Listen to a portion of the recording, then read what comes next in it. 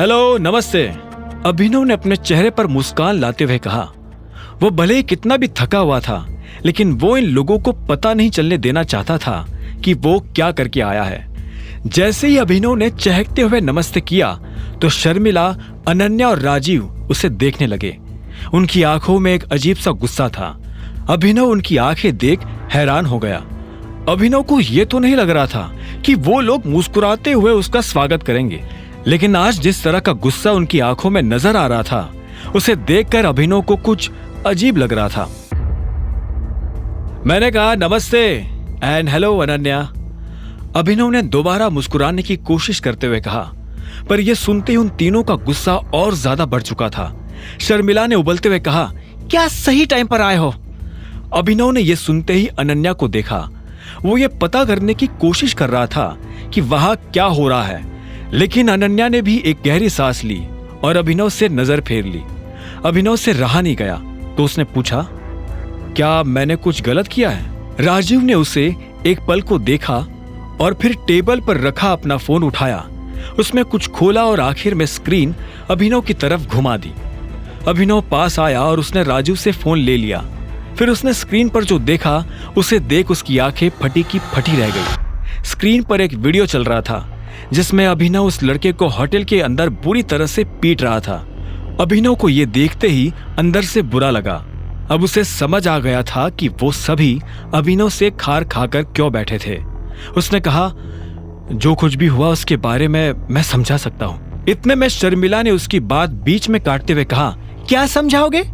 कि तुम अपने खाने का बिल भी नहीं चुका पाए और इस चीज से बचने के लिए तुमने इस बेचारे के साथ मारपीट की? शर्मिला ने कहा। अभिनव अपनी तरफ से कुछ कहता, इतने में अनन्या आगे आई और बोली, आई कांट अंडरस्टैंड, तुम्हें इतनी महंगी जगह पर खाना खाने की जरूरत ही क्या थी? तुम तो घर से ये कहकर निकले थे ना कि तुम जॉब के लिए जा रहे हो। फिर अभिनव फंस गया। उसने वीडियो को दोबारा देखा। पूरे वीडियो में उसे चाहत कहीं भी नजर नहीं आ रही थी। ये देख अभिनव की जान में जान आ गई। अगर उन लोगों को पता चलता कि अभिनव चाहत के साथ था तो उसके लिए जवाब देना और भी भारी हो जाता। वो ऐसा कुछ नहीं करना चाहता था जिससे अनन्या और ज्यादा नाराज हो।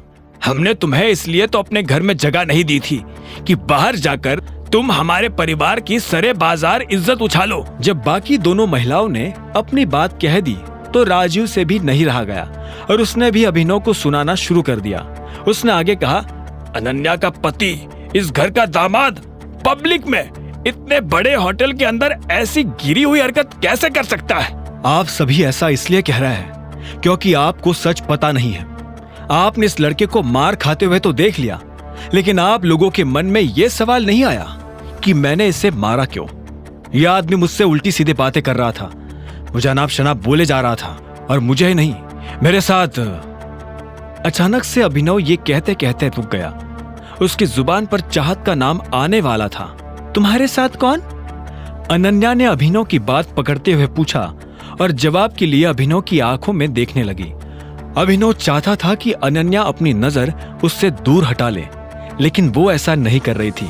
ये वीडियो पूरे देश में वायरल हो गया है, अब तुम क्या करोगे?